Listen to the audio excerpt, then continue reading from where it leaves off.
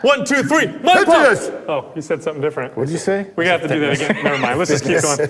So we have. Mind pump. I want to show you guys a old school ab exercise. Very effective. You only need 9 pieces of equipment to do this. That's it. Everybody Half does the gym. Yeah. Everybody does this wrong. You can set it up anywhere.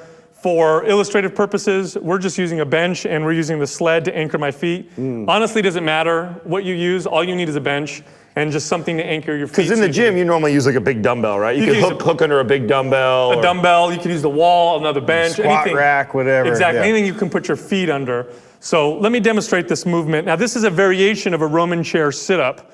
And it's one of my favorite ab building exercises. But I'm going to show you guys how to do it the right way. Now remember, we talked about in our previous videos, it's all about lumbar flexion and extension. That's what works the abs. That's the movement I'm looking for. So when you get on the bench to do this particular movement, and it's going to look like a sit-up, first and foremost is I want to sit towards the front of the bench. So I want to be on this part of the bench.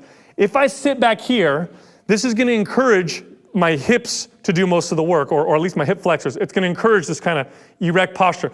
If I come forward on the bench, automatically what's going to happen is as I go down, it's going to encourage kind of this unrolling effect in my abs. Believe it or not, you'll feel it more and you'll get better form that way. So sit close to the front. Well, really what you're doing right there is you're kind of locking your pelvis in a position that it's not going to allow it to tilt so much. It makes a big difference. Because just looking at your angle, the difference of you scooting forward, when you come forward like that, and now I know you're going to put your feet under here, I can tell it's going to lock you in that position. Exactly. Now you can just focus on exactly. flexion So of the I'm going to use this sled as an anchor. You can use anything you can put your feet under.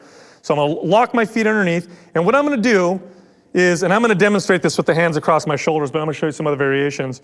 What I'm going to do here is I'm going to right away crunch my abs. This is the beginning of the movement. You're going to tuck your chin, tuck your tailbone, squeeze your abs. You want to be in this rounded low back position because this is the fully contracted position of the abs, right here. I do not want to start this movement. If I start the movement here, I'm going to get a hell of a hip flexor workout. That's it. But my abs aren't going to do much work. So again, start in this crunched position, hands across the shoulders, which is kind of a good place for most of you to start. And what I'm going to do is I'm going to slowly lay back and slowly unwrap my body, or at least go into lumbar extension. Then I'm going to roll my body back up and squeeze my core. Again, lay back, let my back unwind, lay forward, roll forward, and squeeze. Now, if you want to make this exercise more difficult, all you got to do is take your hands and move them up higher in your body. The higher I go with my arms, the longer the lever, and the more difficult. More resistance you're This is the most difficult version here. Huge difference. Much more difficult going up here than if I were to go here. But again, it's a very slow movement. You want to focus on this part, and you can see here, I'm going to place my left hand at my rib cage and my right hand right above my pelvis. Now watch the distance between my hands. It stays the same, but then as they come back, look at them lengthen and come apart. That's my abs stretching. Now watch what happens when I contract. 2 hands come together. If I go back like this, nothing happens between my 2 hands. All I'm doing is working my hip flexors. Great analogy. So fantastic exercise for your core.